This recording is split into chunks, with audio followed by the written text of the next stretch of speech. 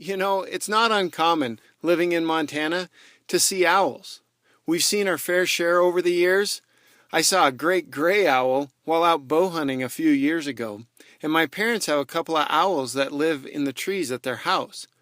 But this year, something truly special would happen. The first sighting happened at Canyon Ferry Lake, where we found these 3 owls in this pocket on this vertical wall. The next sighting happened in hunting season, where I actually ran into a great gray owl almost every trip out. I got some great footage, and they would call back and forth to each other, and a lot of times they would call me in. It even happened that the night that I took my family out on a bow hunt, we stopped on the walk out. It was pitch dark. We were looking at the stars and grabbing a drink of water, and one of the great grays came over and paid us a visit. Probably the most exciting thing happened when Aidan and I were on an elk hunt.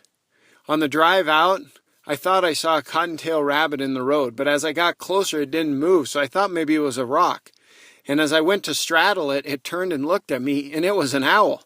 I was super excited, and so I had Aidan hold the flashlight, and I grabbed the video camera, and we started getting footage. I wanted to show Allison because she had always wanted to see a burrowing owl, which is what I thought this was. But we knew something was wrong because it kept letting us get closer and closer, and then finally it spooked. We knew that it was injured and needed help, so I had Aidan hold the flashlight, and I grabbed a shirt and I threw it over the top of him. We started heading back to town, but we were out of cell service, so we couldn't make a phone call. At one point, the owl got out and was on the floor of the truck. We finally got to cell service, and I had Allison call the Montana Raptor Center. After getting instructions on what to do, the owl spent the night in a box in our garage. The next morning, we took the owl to the Raptor Center. When they saw the owl, they confirmed that it was a fully grown Northern Saw-whet.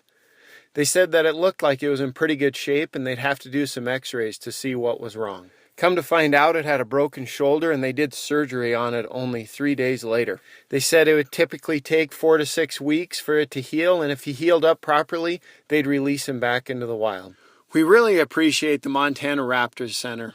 Taking birds like this in, even doing surgery on them so that they can be rehabilitated and then released, is truly amazing. We are so grateful that they were able to help this little owl get back out into the wild.